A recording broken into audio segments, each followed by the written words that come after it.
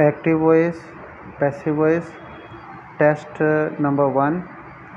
यदि active voice में verb की फर्स्ट फॉर्म दी गई है तो ऐसा सेंटेंस जिसमें एक्टिव वॉइस में यदि कोई सेंटेंस ऐसा है जिसमें वर्ब की फर्स्ट फॉर्म का यूज़ किया गया है या फर्स्ट फॉर्म के साथ वर्ब की फर्स्ट फॉर्म के साथ एस या ई एस का यूज़ किया गया है तो उसे पैसिव में कन्वर्ट करते हुए आपको इज़ या एम या आर प्लस वर्ब की थर्ड फॉर्म का यूज़ करना है।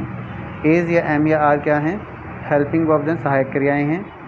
यदि सब्जेक्ट सिंगुलर है, एक वचन है, तब हेल्पिंग वर्ब के रूप में सहायक क्रिया के रूप में इज़ का यूज़ करेंगे।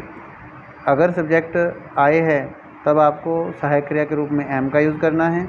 और यदि सब्जेक्ट बहुवचन है, प्लूरल है, तब आपको हेल्पिंग वर्ब के रूप में आर का यूज़ करना है। वर्ब की थर्ड फॉर्म का यूज़ तो होगा ही होगा। यदि एक्टिव में फर्स्ट फॉर्म है, एक्टिव वॉइस के सेंटेंस में फर्स्ट फॉर्म गिवन है तो पैसिव वॉइस में कन्वर्ट करते हुए क्या करेंगे? इज़ या एम या आर में से कोई एक सहायक क्रिया प्लस वर्ब की थर्ड फॉर्म। इसी रूल के बेस पर आपको टेस्ट में 4 सेंटेंसेस दिए गए हैं। Sentence number 1, I write a letter, मैं एक पत्र लिखता हूँ। आई, ये एक्टिव वॉइस का सेंटेंस है और दोबारा से 1 लिखकर जो लिखा गया है a letter is written by me, ये पैसिव वॉइस का सेंटेंस है। पहले एक्टिव वॉइस का सेंटेंस आई, एक्टिव वॉइस में आई राइट अ लेटर, मैं एक पत्र लिखता हूँ। आई की बात हुई है, आई सब्जेक्ट है, राइट लिखना वर्ब है, ये वर्ब की फर्स्ट फॉर्म है। अ लेटर, एक पत्र, लिखने कार्य लेटर के ऊपर हुआ, ये ऑब्जेक्ट है। ये बात तो आप में से अधिकतर जो हैं व्यूवर जानते ही हैं कि जब हम एक्टिव से पैसिव में कन्वर्ट करते हैं तो जो एक्टिव वॉइस में ऑब्जेक्ट की पोजीशन पर होता है वो सब्जेक्ट की पोजीशन पर आ जाता है, मतलब बिल्कुल शुरू में, और जो सब्जेक्ट की पोजीशन पर होता है वो ऑब्जेक्ट वाले स्थान पर चला जाता है। ठीक है, आई राइट अ लेटर, इसमें अ लेटर ऑब्जेक्ट है, इसको शुरू में ले आएंगे। पैसिव वॉइस के सेंटेंस में ये सब्जेक्ट बन जाएगा a letter. A letter singular है, एक वचन है, रूल ऊपर लिखा हुआ है। पैसिव वॉइस में अ लेटर एक वचन है तो आपको सहायक क्रिया के रूप में किसका यूज़ करना है? इज़ का। अ लेटर इज़, और राइट की थर्ड फॉर्म क्या होती है? रिटन। आई को कन्वर्ट कर देंगे बाय मी, मेरे द्वारा। A letter is written by me, एक पत्र लिखा जाता है मेरे द्वारा। तो एक्टिव में लिखा हुआ है आई राइट अ लेटर, मैं एक पत्र लिखता हूँ, और पैसिव में कन्वर्ट हो गया a letter is written by me, एक पत्र लिखा जाता है मेरे द्वारा। सेकंड सेंटेंस एक्टिव वॉइस में, ही रीड्स बुक्स, वह पुस्तकें पढ़ता है।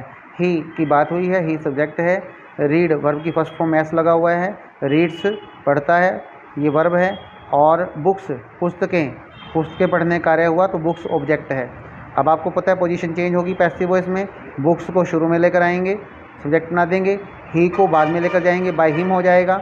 ठीक है, और रीड जो है उसकी थर्ड फॉर्म होती है रेड। आप कन्वर्ट करते हैं, शुरू में लेकर आए बुक्स, पुस्तकें एक से अधिक हैं, बहुवचन हैं, प्लूरल हैं, तो यहाँ पर आपको जो है हेल्पिंग वर्ब के रूप में किसका यूज़ करना है? आर का यूज़ करना है। अगर सब्जेक्ट बहुवचन है तो सहायक क्रिया के रूप में किसका यूज़ करेंगे? आर का। बुक्स आर, और रीड फर्स्ट फॉर्म है, सेकंड फॉर्म भी आर ई ए डी होता है लेकिन प्रोनाउंस करते हैं रेड, थर्ड फॉर्म भी आर ई ए डी होता है लेकिन प्रोनाउंस करते हैं red. Read red red, spelling same है, प्रोनाउंस करने का तरीका अलग है। First form read, second form red, third form red. तो बुक्स आर रेड, पुस्तकें पढ़ी जाती हैं, और ही से बन गया बाय हिम, उसके द्वारा। Books are read by him, पुस्तकें पढ़ी जाती हैं उसके द्वारा। ही रीड्स बुक्स, वह पुस्तकें पढ़ता है, books are read by him, पुस्तकें पढ़ी जाती हैं उसके द्वारा। थर्ड सेंटेंस फर्स्ट एक्टिव में लेंगे, mister Sharma teaches me, mister Sharma मुझे पढ़ाते हैं। मिस्टर शर्मा की बात हुई है, सब्जेक्ट मिस्टर शर्मा सब्जेक्ट है, टीचेज पढ़ाना, टीच वर्ब की फर्स्ट फॉर्म में एस का यूज़ किया गया है, टीचेज पढ़ाते हैं, मी मुझे, तो मी ऑब्जेक्ट के पोजीशन पर है। पैसिव में चेंज हो जाएंगे, मी को कन्वर्ट करेंगे आई में, शुरू में यूज़ करेंगे, और मिस्टर शर्मा से पहले बाय का यूज़ करेंगे, बाय मिस्टर शर्मा, ये वाक्य के लास्ट में यूज़ होगा। ओके, सबसे पहले हम मी को कन्वर्ट करेंगे आई में, ठीक है, क्योंकि ऑब्जेक्टिव केस में मी होता है, सब्जेक्टिव केस में आई हो जाएगा। आई, मी से बन गया आई। अब आई के साथ ना तो आप इज़ का यूज़ कर सकते हैं सहायक क्रिया के रूप में, ना आर का। आई के साथ हमेशा किसका यूज़ करेंगे? एम का। I am, first form teach है, second form taught, third form taught, हमें तो थर्ड फॉर्म चाहिए taught. I am taught by mister Sharma, जो मिस्टर शर्मा शुरू में है वो लास्ट में आ गए, by mister Sharma. I am taught by mister Sharma, मुझे पढ़ाया जाता है मिस्टर शर्मा के द्वारा। Mister Sharma teaches me, mister Sharma मुझे पढ़ाते हैं। I am taught by mister Sharma, मुझे पढ़ाया जाता है मिस्टर शर्मा के द्वारा। सेंटेंस नंबर 4 एक्टिव में, शी स्पीक्स इंग्लिश, वह इंग्लिश बोलती है। शी की बात हुई है, शी सब्जेक्ट है, स्पीक वर्ब की फर्स्ट फॉर्म है, उसमें एस लगा हुआ है तो इसे फर्स्ट फॉर्म ही माना जाएगा। इंग्लिश सब ये ऑब्जेक्ट है, इसके ऊपर कार्य हुआ है। अब पोजीशन चेंज कर देंगे, जब पैसिव में जाएंगे इंग्लिश शुरू में यूज़ हो जाएगा और शी को बना देंगे बाय हर। ओके, तो सबसे पहले इंग्लिश को शुरू में लेकर आएंगे। इंग्लिश सिंगुलर है, एक वचन है, सब्जेक्ट बन गया ये। तो इंग्लिश के साथ किसका यूज़ होना चाहिए हेल्पिंग वर्ब के रूप में? इज़ का। English is. और स्पीक फर्स्ट फॉर्म है, spoke second form, third form चाहिए हमें तो spoken, SPOKEN spoken, speak spoke spoken. तो यहाँ पर हो गया स्पोकन और शी से बन गया bye her. English is spoken by her, English बोली जाती है उसके द्वारा। शी स्पीक्स इंग्लिश, वह इंग्लिश बोलती है।